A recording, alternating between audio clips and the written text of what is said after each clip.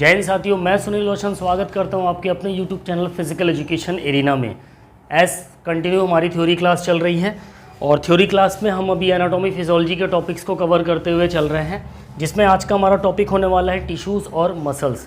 ठीक है, तो जितने भी टाइप्स के टिश्यूज़ हैं और उसमें जितने भी मस्कुलर टिश्यूज़ हैं प्लस जितने भी मसल्स के टाइप्स हैं और उनके फंक्शंस क्या हैं, ये सारी चीज़ों को हम आज की क्लास में डिस्कस करने वाले हैं। तो चलिए बिना देरी करते हुए हम स्टार्ट करते हैं आज की क्लास। जो भी दोस्त इस चैनल पर नए होंगे प्लीज़ इस चैनल को सब्सक्राइब करके बेल आइकन ज़रूर दबाएं ताकि ऐसी इन्फॉर्मेटिव वीडियो सबसे पहले आप तक पहुँचे। ठीक है, तो पहला टॉपिक आता है हमारा, हम टिश्यूज़ के बारे में डिस्कस करेंगे, यानी ऊतक के बारे में डिस्कस करने वाले हैं। टिश्यूज़ की अगर हम बात करें तो टिश्यू शब्द का प्रयोग है जो सबसे पहले कब किया गया था या किसने किया था? सबसे पहले ऊतक शब्द का जो प्रयोग था वो किया था फ्रांस के वैज्ञानिक पिकैट ने। किसने? फ्रांस के वैज्ञानिक बिकैट या बिचैट, ओके, जिसका विकास एक लैटिन शब्द टेक्सर से हुआ है, जिसका मतलब होता है बुनना या वीव। ठीक है, यानी कि टिश्यू जो शब्द था उस शब्द को बिकैट नाम के वैज्ञानिक ने उसका सबसे पहले प्रयोग किया, जो कि कहाँ के रहने वाले थे? फ्रांस के रहने वाले थे। ऊतक के अध्ययन करने वाले को हिस्टोलॉजी कहते हैं। ये एक इंपॉर्टेंट पॉइंट है, यहाँ से आपसे सवाल पूछता है। ठीक है, study of tissues, study of cell, अगर आपसे पूछ ले क्या स्टडी ऑफ सेल, तो स्टडी ऑफ सेल क्या कहलाता है? साइटोलॉजी कहलाता है। आपसे पूछ ले स्टडी ऑफ टिश्यू क्या कहलाता है? स्टडी ऑफ टिश्यू हिस्टोलॉजी कहलाता है ना। वहीं आपसे पूछ ले स्टडी ऑफ बोन क्या कहलाएगा? ऑस्टियोलॉजी कहलाएगा। वहीं आपसे पूछ ले स्टडी ऑफ जॉइंट्स क्या कहलाएगा? ऑर्थोलॉजी कहलाएगा।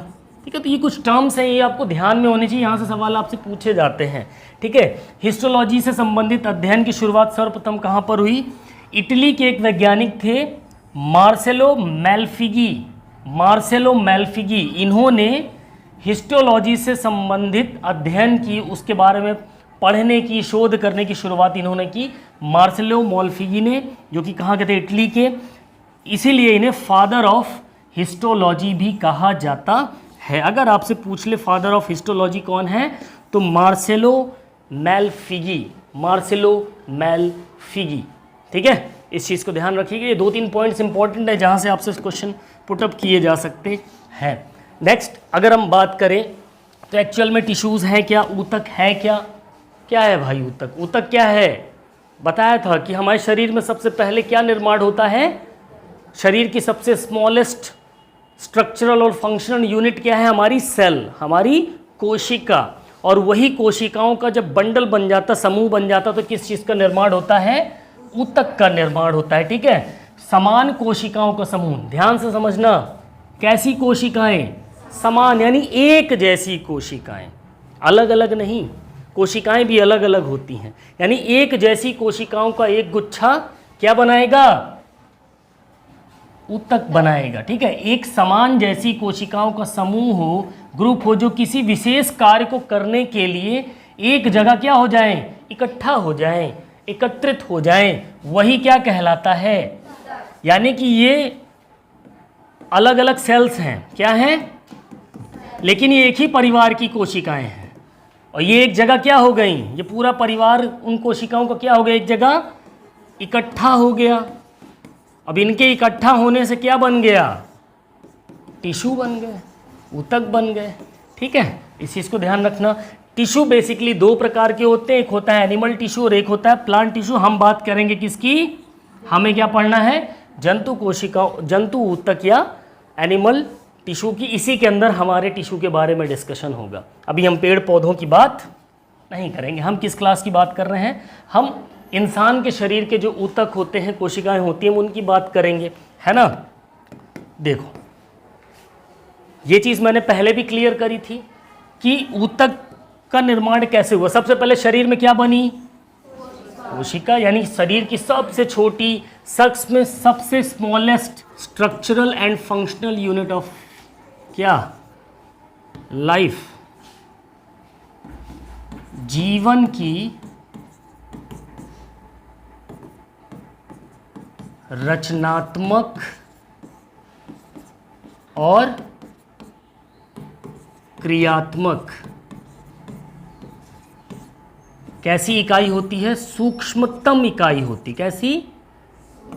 सूक्ष्मतम इकाई होती है। कौन? हमारी कोशिका। Smallest structural and functional unit of life that is called cell या कोशिका, या जीवन की रचनात्मक और क्रियात्मक सूक्ष्मतम इकाई क्या कहलाती है? हमारी कोशिका। यानी जीवन की जो शुरुआत होती है इस शरीर में, सबसे पहले क्या बना? हमारी सेल्स बनी, हमारी कोशिकाएं बनी।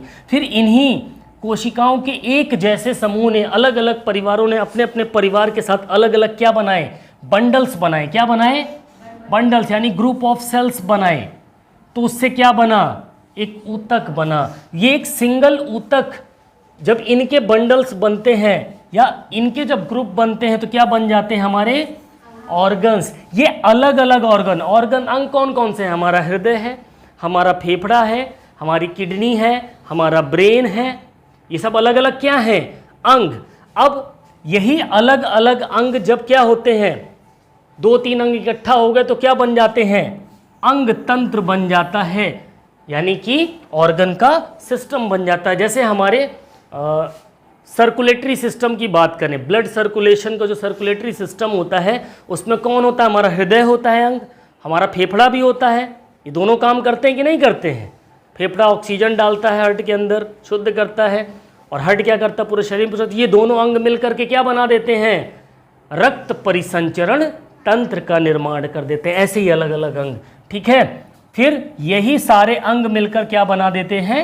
जीव का निर्माण करते हैं, इंसान का निर्माण कर देते हैं, ऑर्गेनिजम्स के, जिसके अंदर जान होती है। क्लियर होती चीज?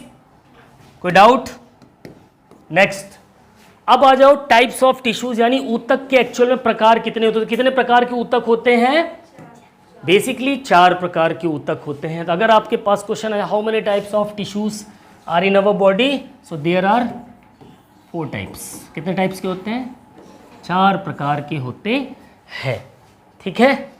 यहाँ एनिमल टिश्यू से कंफ्यूज मत होना, ये हमारी ही टिश्यू के बारे में बात हो रही है, ठीक है। तो पहला टिश्यू होता है हमारा कौन सा? Epithelial tissue. कौन सा? एपिथेलियल टिश्यू, जिसको हम उपकला ऊतक बोलते हैं। दूसरा होता है हमारा पेशी ऊतक, जिसको हम मस्कुलर टिश्यू बोलते हैं। थर्ड वन है हमारा संयोजी ऊतक यानी कनेक्टिव टिश्यू, और चौथा होता है हमारा नर्वस टिश्यू यानी कि तंत्रिका ऊतक। तो ये 4 ऊतक के नाम आपको हमेशा ध्यान होने चाहिए। 4 प्रकार के ऊतक हमारे शरीर में पाए जाते हैं। अब इन चारों ऊतक की अगर हम बात करें, इन चारों टिश्यूज़ की बात करें, तो उसमें सबसे पहला हमारा कौन सा था? उपकला ऊतक, एपिथेलियल टिश्यू। तो एपिथेलियल टिश्यू की बात करें तो यह शरीर की बाहरी एवं भीतरी परत को बनाने का काम करता है। हमारी जो शरीर की बाहरी परत कौन सी है? बेसिकली हमारी स्किन है, हमारी चमड़ी है, चाहे वो गोरी हो चाहे काली हो, सबके पास है ना। तो ये जो हमारी बाहरी परत होती है, इस परत को कौन सा ऊतक बनाता है? एपिथेलियल टिश्यू बनाता है या उपकला ऊतक बनाता है। इस चीज़ को ध्यान रखना, इंपॉर्टेंट पॉइंट है, यहाँ से सवाल पूछा जाता है आपका, ठीक है। क्लियर हुआ? बाहरी और भीतरी दोनों ध्यान रखना, ठीक है। यह शरीर के खुली सतहों यानी ओपन सरफेस को सुरक्षा प्रदान करने का काम करती है। जो हमारे शरीर की खुली सतह होती हैं उनको क्या करती है? ये प्रोटेक्शन देती है ताकि उस पर चोट ना लग सके, उस पर बाहरी बैक्टीरिया वगैरह का प्रभाव ना हो सके, ओके। या शरीर के उन सभी और भी क्या ऐसे प्रोटेक्शन करती? बहुत ज़्यादा जब धूप में निकल जाओ या बहुत ठंड में निकल जाओ तो ये हमारी प्रोटेक्शन करती है उन चीज़ों से। कौन सी लेयर या कौन सा टिश्यू? एपिथेलियल टिश्यू या उपकला ऊतक, ठीक है। यह शरीर के उन सभी जगहों पर पाए जाते हैं जिसकी सतह खुली हो, ठीक है, जिसे बाहरी पदार्थों द्वारा नुकसान पहुंच सकता है। ध्यान रखना है। तो जो हमारे शरीर की ओपन सरफेसेस होती हैं उनको ये प्रोटेक्शन करने का काम करती हैं बाहरी आवरणों से, ताकि उनको नुकसान ना पहुंच पाए। जैसे हमारी त्वचा, स्किन इन्हीं ऊतकों से मिलकर बनी होती है। मैंने बताया हमारी बॉडी की जो पूरी चमड़ी होती है, स्किन होती है, वो किससे बनी होती है? एपिथेलियल टिश्यू से बनी होती है। इसी ऊतक की कमी से झुर्रियाँ पड़ जाती हैं। लो, जब आप बूढ़े हो जाते हो, जब बहुत से लोग जवानी में भी बूढ़े दिखने लगते हैं, क्यों? क्योंकि उनकी एपिथेलियल टिश्यू क्या होती हैं? कमज़ोर हो जाती हैं। समझ में आया? इस वजह से क्या पड़ जाती हैं? झुर्रियाँ पड़ जाती हैं। झुर्रियाँ समझते हो ना? रिंकल्स आ जाते हैं, लाइनें लाइनें लाइनें पड़ जाती हैं, बूढ़े लोगों को देखा होगा तो। ठीक है, यह ठंड से बचाने का भी काम करते भी, मैंने बताया गर्मी और ठंडी दोनों में कम करता है। साथ ही सुंदरता भी प्रदान करता है। आपको जो स्मार्ट बनाता है, ब्यूटीफुल बनाता है, वो कहीं ना कहीं आपका एपिथेलियल टिश्यू। जितनी हेल्दी होंगी आप उतने अच्छे दिखोगे, और चोटों से सुरक्षा भी प्रदान करता है ना? चलो आगे बात करें तो एपिथेलियल टिश्यू के भी कितने प्रकार होते हैं भैया? 4 प्रकार होते हैं। ठीक है, मेन जो ऊतक थे वो कितने प्रकार के थे? 4। उसमें से हमने पहला देखा एपिथेलियल टिश्यू, उसके भी कितने प्रकार? 4, जिसमें से पहला है सिंपल स्क्वैमस एपिथेलियम, यानी सरल शल की उपकला। फिर स्ट्रैटिफाइड एपिथेलियम, स्तरित उपकला। कॉल्यूमनर एपिथेलियम, यानी कि स्तंभाकार उपकला, घनाकार उपकला या क्यूबॉइडल। इनके आकार के हिसाब से इनके नाम दिए गए हैं। समझ में आया किसकी वजह से ये नाम दिए गए इनको? इनके आकार। जैसे स्क्वैमस की बात करें तो जैसे एक ब्रेड का टुकड़ा आपने देखा होगा, कुछ उस तरीके का होता है। फिर स्ट्रैटिफाइड की बात करें तो पेस्ट्री खाई है, पेस्ट्री निकालो एकदम सेम वैसा इसका स्ट्रक्चर होता है। ठीक, फिर कॉल्यूमनर होता है जिसको सीलिएटेड भी बोलते हैं, और क्यूबॉइडल भी होता है, एक क्यूब के फॉर्म में होते हैं। तो ये तो इनके आकार के हिसाब से इनको 4, यानी एपिथेलियल को उसके आकार के हिसाब से कितने भाग में बांटा जा सकता है? 4 भाग में बांटा जा सकता है, जिसमें से सबसे पहले हम बात करेंगे सिंपल स्क्वैमस एपिथेलियम टिश्यू की। ठीक है, ओके। ये एक ऐसी ऊतक की इनकी जो कोशिकाएं होती हैं वो कैसी होती हैं? इन ऊतक की जो सेल्स होंगी वो कैसी होंगी? फ्लैट होंगी। कैसी होंगी? फ्लैट होंगी, चपटी होंगी, और यह अत्यधिक पतली एवं कोमल सतह का निर्माण करती है। कैसी सतह का निर्माण करती? पतली और कोमल। सॉफ्टनेस जो अगर आपकी स्किन में दिखेगी टच करने पर, तो वो किन की वजह से होती है? इन टिश्यूज़ की वजह से होती है। ठीक है, फिर इन कोशिकाओं के केंद्रक न्यूक्लियस भी कैसे होते हैं? चपटे, जबकि न्यूक्लियस अक्सर कैसे होते हैं? गोल टाइप में होते हैं, लेकिन इनके कैसे होते हैं? चपटे होते हैं। उदाहरण, शरीर की बाहरी सतह पर outer surface of the body की अगर हम बात करें तो जो हमारी ब्लड वेसल्स होती हैं, रक्त नलिकाओं की जो वॉल्स होती हैं, दीवार होती हैं, ठीक है, और मतलब जो हमारी रक्त नलिकाएं होती उसकी जो बाहरी दीवार होती है, उसकी जो बाहरी वॉल होगी वो कैसी बनी होगी? एकदम सॉफ्ट, एकदम मुलायम, इन्हीं की वजह से। और कहाँ पर होता है? फेफड़ों के अंदर जो आपकी एल्वियोलाइज होती हैं, ये दिख रहा है ना, एल्वियोलाइज, ये भी इसी की बनी होती हैं। ठीक है, ग्रास नली में जो ओसोफेगस होता है वो भी, ये होती ना हमारी ग्रास नली, इसमें जो ओसोफेगस होता है वो भी किसका बना होता है? सिंपल स्क्वैमस एपिथेलियम का। ठीक है, क्वेश्चन पुटअप होते हैं यहाँ से आपके। ओके, क्लियर इतनी चीज़? फिर सेकंड है हमारा स्ट्रैटिफाइड एपिथेलियम, यानी कि स्तरित उपकला। त्वचा की उपकला कोशिकाओं को कटने और फटने से बचाने के लिए, किससे बचाने के लिए? कटने और फटने कोशिकाओं को। ठीक है, हमारी सेल्स को कटने और फटने से बचाने के लिए त्वचा में कई एपिथेलियम की परतें उपस्थित होती हैं। एपिथेलियम की कई क्या होती हैं? लेयर होती हैं, ताकि हमारी जो त्वचा है वो कटे और फटे ना। ठीक है, ये कोशिकाएं एक पैटर्न में उपस्थित होती हैं, यानी इनका जो पैटर्न होता है वो एकदम एक जैसा। देख पाओ यहाँ पर ये सेल्स हैं। ठीक है, अब ये देखो सारी सेल्स एक जैसी दिख रही हैं कि नहीं? सारे का पैटर्न एक जैसा है, बिल्कुल है कि नहीं? एक जैसा पैटर्न। क्लियर हुआ?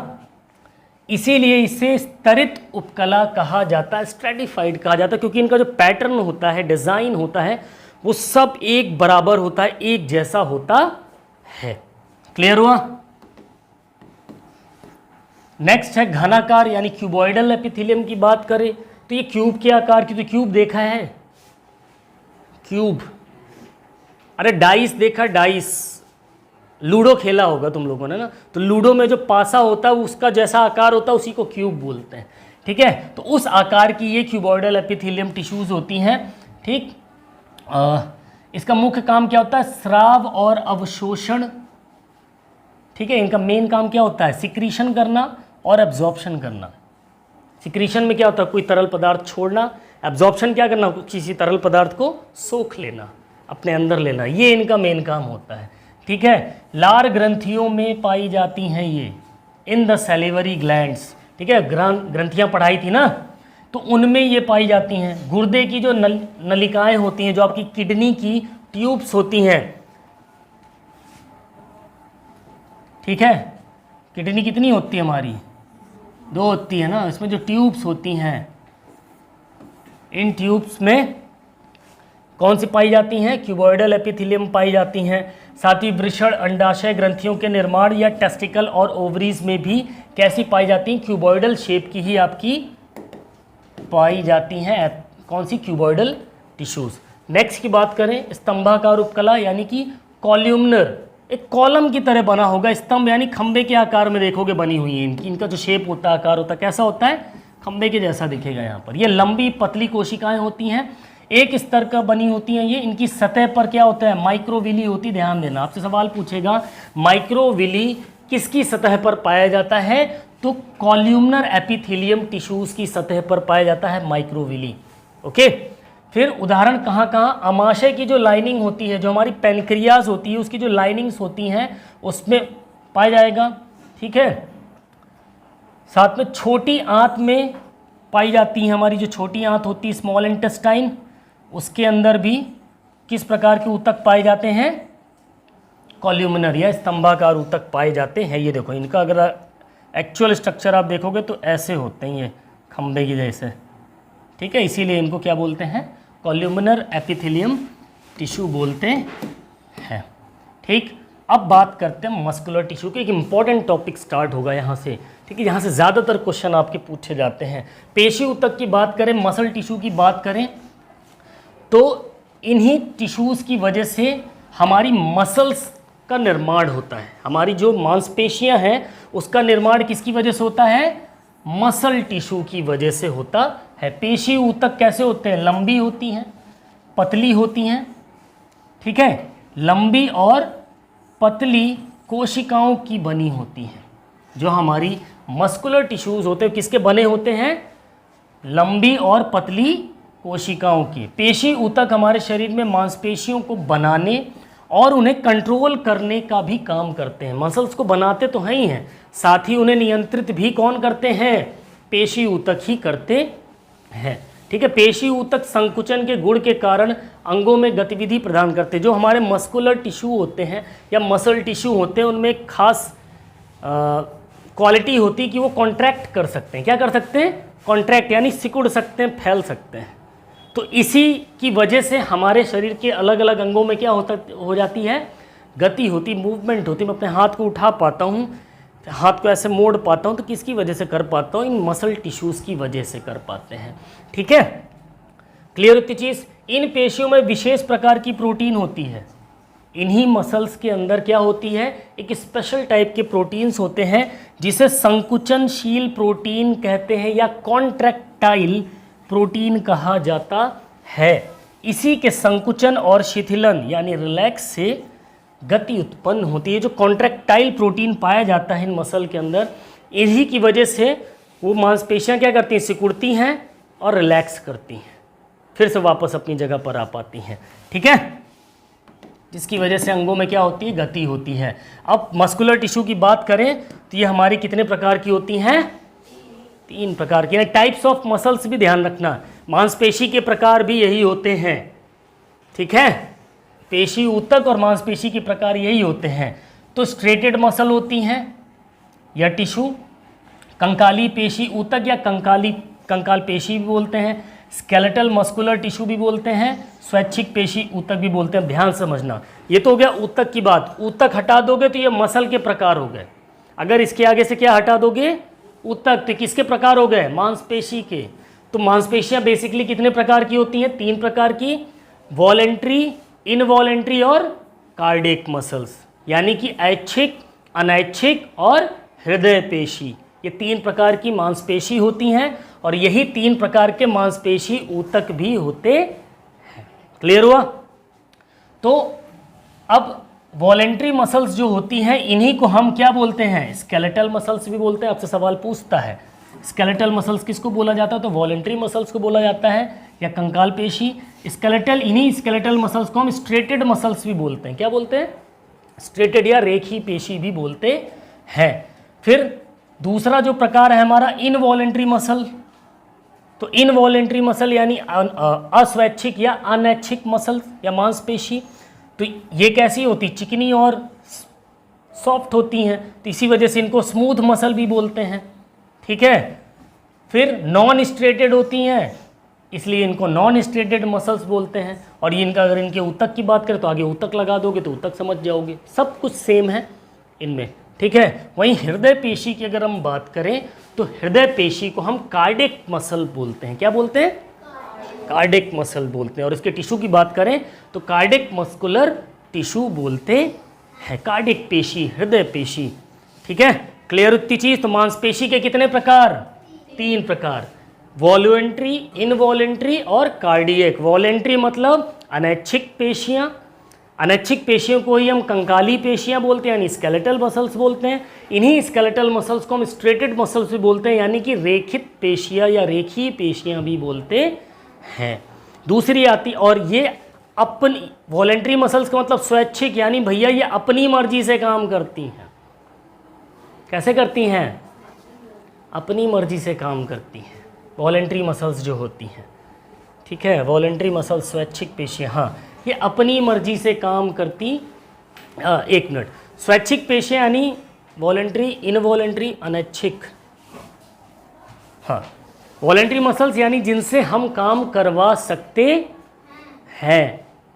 ठीक है। जो इच्छा से, हमारी इच्छा से जो काम करे वो कौन। यहाँ तक की क्लास हमने क्लियर कर ली। मस्कुलर टिश्यूज़ और टाइप्स ऑफ मसल्स के बारे में डिस्कस कर लिया। बेसिकली 3 प्रकार की मसल्स होती हैं, स्वैच्छिक यानी कि ऐच्छिक, अनैच्छिक और हृदय पेशियाँ। ऐच्छिक पेशियाँ वह पेशियाँ होती जो हमारे अनुसार काम करती हैं। अनैच्छिक पेशियाँ वह पेशियाँ होती जो हमारे बस में नहीं होती, उनका काम अपने स्वयं से करती हैं। और एक होती है कार्डियक मसल, यानी जो हमारे दिल की, हृदय की जो मांसपेशी होती है वो बनी किसकी होती है? कार्डियक की बनी होती, कार्डियक मसल की बनी होती है। लेकिन वो काम कैसे करती है? अनैच्छिक तरीके से करती है। ठीक है। हमारी जो हृदय की पेशी होती है वो कार्डियक मसल की बनी होती है, लेकिन काम कैसे करेगी? अनैच्छिक तरीके से। उससे हम किसी भी प्रकार का काम नहीं करवा सकते। ऐसे ही हमारे पेट के अंदर जो हमारे आंत की जो मांसपेशियां होती हैं, आंतों की, उनका काम डाइजेशन का होता है, वो अपने आप अपना काम करती हैं, उनको हमारे किसी आदेश की ज़रूरत नहीं होती है। ठीक है। तो ऐच्छिक, अनैच्छिक में डिफरेंस यहाँ पर आपको ध्यान रखना है। प्लस ये जो नाम मैंने बताया कि वॉलेंट्री मसल्स को स्केलेटल मसल भी बोलते हैं, स्ट्रेटेड मसल भी बोलते हैं, यानी कि रेखी पेशी भी बोलते हैं, और इनवॉलेंट्री मसल को स्मूथ मसल भी बोलते हैं या नॉन स्ट्रेटेड मस्कुलर मसल्स भी बोलते हैं। ठीक है। आगे आगे हम बात करेंगे रेखी पेशी या कंकाल पेशी या वॉलेंट्री मसल्स। ठीक है। ये तीनों एक ही प्रकार की मांसपेशियां होती है। तो पहली हमारी पहले प्रकार की जो मांसपेशी होती है या मांसपेशी ऊतक होता है। ठीक है। ध्यान रखना, चाहे वो टिश्यू कर लो चाहे वो मसल कर लो, एक ही चीज़ है। इन ऊतकों की कोशिकाएं लंबी बेलनाकार होती हैं। कैसी होती हैं? दिख रहा है आकार? बेलन के आकार का होता है। ठीक है। और बेलनाकार एक रेखाओं की तरह प्रतीत होती, इसलिए इसे रेखी ऊतक कहते हैं। ठीक है। ये बेलनाकार क्या है? एक रेखाओं की तरह प्रतीत होती, देखो, है ना। यहाँ पर अगर इनका डिज़ाइन देखोगे तो एक रेखा की तरह है ना, तो इसलिए इसको रेखी ऊतक बोलते हैं या रेखी पेशी भी, रेखित पेशी। कौन सी पेशी? रेखित पेशी भी कहते हैं। ठीक है। हमेशा हड्डियों से जुड़ी रहती हैं। कौन? ये जो हमारी वॉलेंट्री मसल्स हैं, स्वैच्छिक मांसपेशियां हैं, ये हमेशा किससे जुड़ी रहती हैं?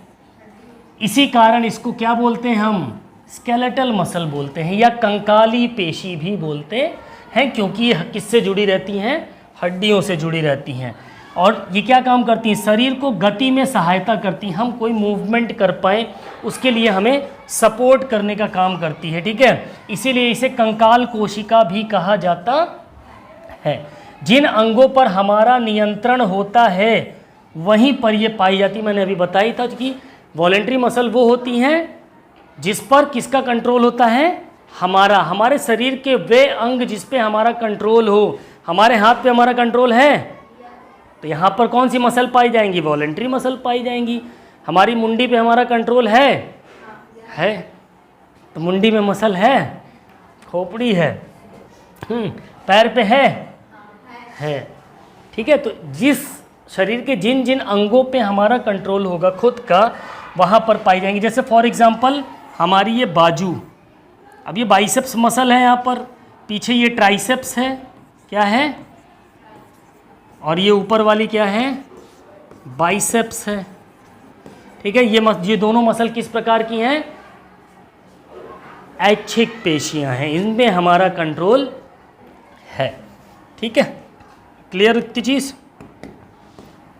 अब आ जाओ, जो स्केलेटल मसल होती हैं कहाँ कहाँ पाई जाती, मुख्य रूप से हमारे हाथों पर, पैर पर और गर्दन पर। ध्यान रखना है, जो वॉलेंट्री मसल होंगी या स्केलेटल मसल होंगी या स्ट्रेटेड मसल्स होंगी वो हाथ, पैर और गर्दन पर समान रूप से पाई जाती हैं। और अन्य ऐसे अंग भी हैं जहाँ पर पाई जाती जिन पर हमारा नियंत्रण होता है, जैसे फॉर एग्जांपल और भी होंगे। फिर मेन तरीके से इन्हीं 3 जगहों पर पाई जाती है, ठीक है, हाथ, पैर और हमारी गर्दन का हिस्सा, ठीक है। अब आ जाओ अनैच्छिक पेशियाँ, नॉन स्ट्रेटेड मसल्स या नॉन स्ट्रेटेड टिश्यूज या इनवॉलेंट्री मसल्स, जो हमारी इच्छा पर काम नहीं करती, जिस पर हमारा नियंत्रण नहीं होता, ओके, उसको हम क्या बोलते हैं, इनवॉलेंट्री मसल्स बोलते हैं, ठीक। ये पतली और लंबी होती, परंतु इन पर रेखाएं या धारियां नहीं होती, इस पर किसी भी प्रकार की कोई रेखा और धारी नहीं है। जबकि उसमें कैसी थी, उसमें रेखाएं भी थी और धारियां भी थी, लेकिन इसमें किसी भी प्रकार की कोई रेखा या धारी नहीं है, इसीलिए इसको नॉन स्ट्रेटेड बोलते हैं। ये चिकनी होती हैं, इसलिए इसको क्या बोलते हैं, स्मूथ मसल्स बोलते हैं, ये स्मूथ टिश्यू बोलते हैं। ये इनवॉलेंट्री होती हैं, अपनी इच्छा से, इन पर हमारा कोई नियंत्रण नहीं होता, इसलिए इनको क्या बोलते हैं, इनवॉलेंट्री बोलते हैं। अनैच्छिक पेशियां या अनैच्छिक पेशी ऊतक बोला जाता है। क्लियर हो गया। जैसे आहार नली में भोजन का प्रवाह, अभी बताया ना, आहार नली क्या होती है, इसमें जो भोजन जाएगा, या ये भी मान लो हमारी आंत हो गई, ठीक है। अब इसमें जो भोजन जाएगा, अब हम चाह लेंगे क्या कि यहाँ से निकल के यहाँ पहुँच जाए, या इसको मैं थोड़ा खिसका लूँ, खाना एडजस्ट कर लूँ, छोटी आंत को थोड़ा सा ऊपर कर लेता हूँ, फिर इसको नीचे करके सेट कर लेता हूँ, हो जाएगा, क्योंकि उस पर हमारा कोई कंट्रोल नहीं। आई बात समझ में। तो भोजन प्रवाह, शरीर के भीतरी अंगों का कार्य, जो हमारे बॉडी के जो इंटरनल ऑर्गन्स होते हैं वो जो काम कर रहे हैं, उनमें जो मसल्स होती हैं, जो भीतरी अंग होते हैं शरीर के, उसकी जो मांसपेशियां होती हैं वो अपने से काम करती हैं, किसी की मर्जी की मालिक नहीं होती। अब आ जाओ बात करते हैं तीसरे प्रकार की मसल्स की, मांसपेशी की। तो वो कौन सी होती है बच्चा, हृदय पेशी होती, कार्डिक मसल होती है। ये किसकी बनी होती है, कार्डियक पेशी की ही बनी होती है। किसकी बनी होती है, हमारा जो हृदय होता है वो किससे बनता है, कार्डियक पेशी का बनता होता है, या हृदयी पेशी का बना होता है, और यह हृदय के अंदर ही होती है। कहाँ होती है, हृदय के अंदर। हमारा जो हार्ट होता है पूरा ना, इस हार्ट का एक परत खोलोगे तो उसी के अंदर ही ये कार्डियक मसल्स के सेल होते हैं, कोशिकाएं होती हैं। इन्हीं छोटी छोटी कार्डियक सेल्स के द्वारा हमारा क्या बनता है, ये प्यारा सा हृदय बनता है, हार्ट बनता है। और अभी मैंने बता ही दिया कि बनता है किसका, कार्डियक का, लेकिन काम कैसे करेगा, हमारे कहने पे नहीं धड़केगा, अपने से काम करेगा ये, ठीक है। क्लियर इतनी चीज। चलो अब एक प्रकार के और ऊतक होते हैं जिनको हम बोलते हैं नर्वस टिश्यू, तंत्रिका ऊतक। बहुत इंपॉर्टेंट काम होता है इनका, अगर ये नहीं हुए। चलो, तो नर्वस टिश्यू की बात करें, तंत्रिका ऊतक की बात करें, तो तंत्रिका ऊतक मस्तिष्क यानी कि ब्रेन, रीढ़ की हड्डी यानी कि स्पाइनल कॉर्ड या वर्टिब्रल कॉलम, और तंत्रिकाओं यानी कि नर्व्स में पाए जाते हैं। यानी कि जो नर्वस टिश्यू मेनली 3 जगह पाए जाते हैं, एक हमारे ब्रेन में, हमारे दिमाग में, रीढ़ की हड्डी में, हमारे स्पाइनल कॉर्ड में, और हमारी तंत्रिकाओं में, नर्व्स में पाए जाते हैं। तो ब्रेन में पाया जाएगा, और कहाँ पाया जाएगा? रीढ़ की हड्डी में पाया जाएगा, और ये हैं क्या? तंत्रिकाएं पूरे शरीर में जो फैली हुई हैं, इनमें क्या मिलता है? नर्वस टिश्यू मिलता है, तंत्रिका ऊतक पाए जाते हैं। इतनी चीज़ क्लियर हुई? आगे देखो, ठीक है। यह शरीर की कई गतिविधियों के समन्वय और नियंत्रण के लिए जिम्मेदार है। हमारे शरीर की जो अलग अलग प्रकार की कई ऐसी गतिविधि होती है, जिसके लिए कौन जिम्मेदार होता है? तंत्रिका ऊतक जिम्मेदार होता है। समन्वय यानी कोऑर्डिनेशन, मेरे हाथ को मेरे पैर के पास ले जाना है, यहाँ से हाथ को मैसेज किसने दिया? पैर को मैसेज किसने दिया कि भाई तेरे को पकड़ना है? इन दोनों हाथों को आपस में ऐसे पकड़ना या ताली बजानी है। अब ये कैसे हुआ? ये हुआ इस भाई साहब की वजह से। ये बड़े भाई साहब हैं हमारे, ठीक है। ये जो तंत्रिका ऊतक हैं, ये क्या काम करते हैं? अलग अलग अंगों के बीच में समन्वय बैठाने का काम करते। आपने सोचा, मैंने बोला लिखो ए, तुमने सुना, लेकिन वो लिखा कैसे गया?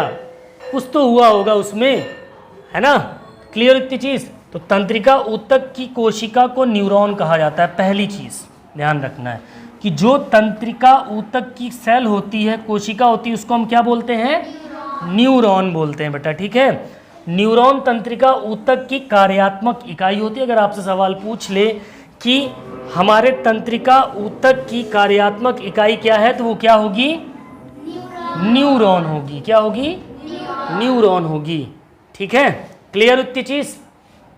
आगे बढ़ेंगे। आज ये मैडम लोग जीने नहीं देंगी, खुद तो पढ़ना नहीं है, पढ़ाना नहीं है, दूसरे को भी डिस्टर्ब करना है। इस चीज़ को मैं एडिट भी नहीं करूँगा, ऐसे ही डालूँगा। तो समझ में आया? नर्वस टिश्यू कहाँ कहाँ पाए जाते हैं? हमारे ब्रेन में, स्पाइनल कॉर्ड में, और हमारी नर्व्स में तंत्रिका बोलते हैं इसको, ठीक है। पूरे शरीर में नर्व्स फैली होती हैं, और जो इसकी जो मेन क्या होती है, कार्यात्मक इकाई जो होती है हमारे किसके? नर्वस सिस्टम के, या तंत्रिका ऊतक के, वो कौन होती है? न्यूरॉन होती है, ठीक है। क्लियर हुआ? चलो अब आ जाओ। संयोजी ऊतक होते हैं एक हमारे, जिसको हम कनेक्टिव टिश्यू बोलते हैं, यानी एक दूसरे के साथ मेल मिलाप वाला काम होता है। देखो कैसे, ऐसे ऊतक जो शरीर के विभिन्न अंगों को एक दूसरे के साथ क्या करते हैं भैया? पता है ना, मेल मिलाप वाला काम, जोड़ने का काम करेगा। वही ऊतक कौन सा ऊतक कहलाएगा? संयोजी ऊतक या कनेक्टिव टिश्यू कहलाएगा, ठीक है। कितने, अब ये कहाँ कहाँ पाए जाते हैं? हमारी बोन्स में पाए जाते हैं, हड्डियों में, और कार्टिलेज में पाए जाते हैं। उपास्थि में कार्टिलेज देखा है? बकरा खाया है? बकरे का जब नल्ली उठाओ तो ऊपर वाला हिस्सा ऐसे खट तोड़ के चबा जाते हो ना, वही कार्टिलेज होता है, सॉफ्ट, जिसको तुम लोग हड्डी समझते हो, वो क्या होता है एक्चुअल में? कार्टिलेज होता है, ठीक है। हमारा कान भी कार्टिलेज होता है, कान में भी, ठीक है। सो लिगामेंट में पाया जाता है, टेंडन में पाया जाता है, और ब्लड में। हमारा ब्लड भी एक प्रकार का क्या है? कनेक्टिव टिश्यू है, ठीक है। ध्यान रखना इस चीज़ को। आगे देखो, बात करते हैं हड्डियों की। तो हड्डी क्या है? देखो, हड्डी एक प्रकार का क्या है? कनेक्टिव टिश्यू है, संयोजी ऊतक होता है। इसका काम क्या होता है? हमारे शरीर को प्रोटेक्शन देना, और क्या करना? गति प्रदान करना, मूवमेंट देना। आरबीसी मैंने बताया, ब्लड सेल का निर्माण कहाँ होता है? ब्लड सेल्स का निर्माण हमारी लॉन्ग बोन्स में होता है। आरबीसी डब्ल्यूबीसी का जो फॉर्मेशन होगा, निर्माण होगा, वो हमारी लॉन्ग बोन्स के अंदर जो बोन मैरो होती है वहाँ पर निर्माण होता है उसका। बोन अपने अंदर किसको किसको स्टोर करके रखती है? कैल्शियम और फॉस्फोरस, ठीक है। इसमें उपस्थित सेल को क्या बोलते हैं? ऑस्टियोसाइट्स बोलते हैं, यानी जो हड्डियों के सेल होते हैं वो क्या कहलाते हैं, ऑस्टियोसाइट्स कहलाते हैं। एक इंपॉर्टेंट पॉइंट होता है, ठीक है। नेक्स्ट, संयोजी ऊतक की बात कर रहे हैं तो बोन्स का देख लिया। अब आ जाओ थोड़ा सा किस पे, टेंडन और लिगामेंट। एक चीज बताई थी, टेंडन क्या काम करता है, मसल्स को किसके साथ कनेक्ट रखता है, बोन्स के साथ। लिगामेंट क्या काम करता है, बोन को बोन के साथ कनेक्ट रखने का काम करता है। देखो लेकिन ये मेनली चिपका के नहीं रखता। 4-5 प्रकार के हमारे लिगामेंट होते हैं, क्या काम करते हैं, आपको चलने फिरने में सहारा देते हैं। क्या करते हैं, सहारा देते हैं, ठीक है, सपोर्ट देने का काम करते हैं। जैसे यहाँ पर भी जो लिगामेंट होगा तो इससे हम कुछ भी उठाएंगे बैठाएंगे तो अगल बगल जो 2-4 लिगामेंट होंगे वो क्या काम करेंगे, सपोर्ट करेंगे आपको उस काम करने के लिए, ठीक है। इसमें एक और चीज़ ध्यान रखिएगा, आप कंफ्यूज होंगे, जहाँ पर एक होती है स्प्रेन और एक क्या बताई थी, स्ट्रेन। एक बताई थी स्ट्रेन। ये इंजरी भी यहाँ से आप क्लियर याद रख सकते हैं, ठीक है। टी फॉर याद रखना है टेंडन, यानी स्ट्रेन जो होती है वो किसकी चोट होती है, टेंडन की। बाकी जो बच गया स्प्रेन किसकी चोट होती है, लिगामेंट की, जोड़ की चोट होती है जिसमें मूंछ वगैरह आती है, ठीक है। तो लिगामेंट भी एक प्रकार का कनेक्टिव टिश्यू। कैसे कनेक्टिव टिश्यू भाई, मान लो एक लिगामेंट यहाँ पर है, फॉर एन एग्जाम्पल बता रहा हूँ मैं, एक लिगामेंट ये है, एक लिगामेंट ये है, एक मान लो एक लिगामेंट ये है, इसने क्या कर रखा है, कनेक्ट कर रखा है हमारी मसल, हमारी जो जॉइंट के बीच के हिस्से हैं उनको क्या कर रखा है, आपस में जोड़ के रखा है, बांध के रखा है, ठीक है। यहाँ ये इस वाले हिस्से को इस वाले हिस्से के साथ क्या किया है, जोड़ दिया है, ठीक है। तो उससे क्या होगा, कोई भी मजबूत काम करोगे तो इधर उधर भागेगा नहीं, वो पता चला कनेक्ट नहीं इधर किए, पिछुए हाथ चला गया पूरा खट से, है, समझ में आया। तो ये इनका काम होता है कनेक्ट रखना। और ब्लड भी हमारा कैसा होता है, कनेक्टिव टिश्यू होता है। कैसा होता है ब्लड, लाल। रक्त या रुधिर को तरल संयोजी ऊतक कहते हैं, लिक्विड फॉर्म में होता है। अंतर कोशिकी यानी इंटरसेलुलर पदार्थ, एक तरल फ्लूइड भरा होता है, ठीक है, जिसमें ढेर सारी कोशिकाएं बिखरी होती हैं। रक्त हमारे शरीर में पाए जाने वाला एकमात्र तरल संयोजी ऊतक होता है। बहुत बहुत धन्यवाद। आई होप आज की क्लास, एक्चुअल क्या हुआ कि आज की क्लास में बहुत डिस्टर्बेंस हुआ साथियों। मैं उन सारे पार्ट्स को हटा भी दूंगा, एडिट, आपको वेस्ट पार्ट ना दिखाई दे, ठीक है। सो कुछ बहुत से इंपॉर्टेंट काम थे स्कूल में जिसकी वजह से आज की क्लासेस काफ़ी डिस्टर्ब हुई, बट फिर भी हमने कंप्लीट कराई है। और एक छोटी सी रिक्वेस्ट है आपसे कि मैं ये सोच रहा था कि क्यों ना मैं जो ज्वाइन बटन है उसके अंदर भी कुछ क्लासेस स्टार्ट कराऊँ।